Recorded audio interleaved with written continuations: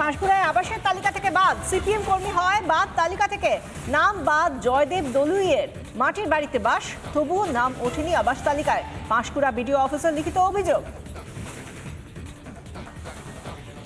অভিযোগকারীর বক্তব্য শোনাবো আপনাদের, শুনুন।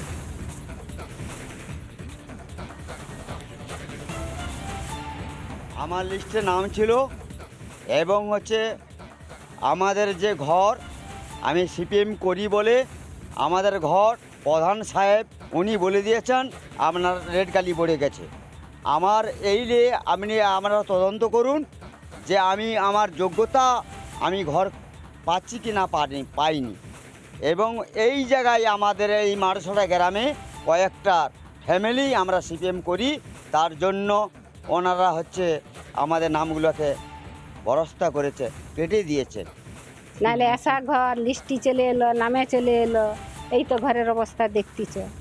এত বন্যা এত গেল, একটা তিরপল পর্যন্ত দিলনি। এবারে উপবাসন এসে বললো আপনাদের কাগজ দিল, বলছে আপনাদের কাগজে লেটকালি পড়ে গেছে, ঘর কেটে দিচ্ছে।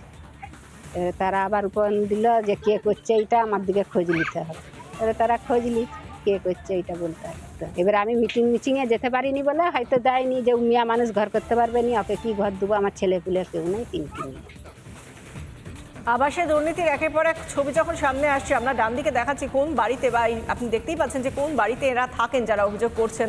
তারা কেন পাননি আবাসের ঘর? কারণ তারা সিপিআইএম সমর্থক, সেই দলটা করেন, সেই কারণেই তাদের নাম বাদ গিয়েছে তালিকা থেকে, এমনই অভিযোগ করা হচ্ছে।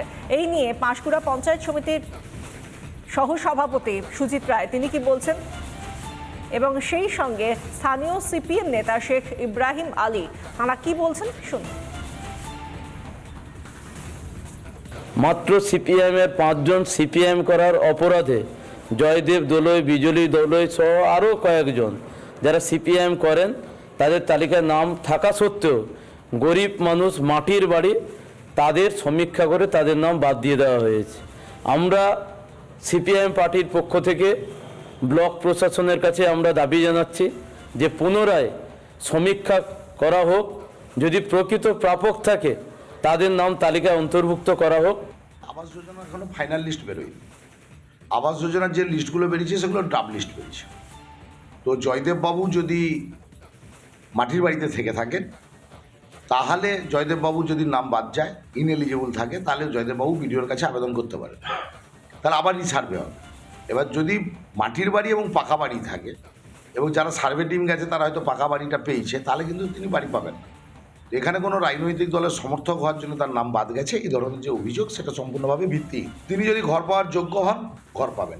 নানা ধরনের কন্টেন্ট দেখার জন্য লাইক করুন, শেয়ার করুন আমাদের ফেসবুক পেজ, সাবস্ক্রাইব করুন আমাদের ইউটিউব চ্যানেল। পাশাপাশি অন্যান্য ব্রেকিং নিউজের জন্য অবশ্যই চোখ রাখুন রিপাবলিক বাংলায়।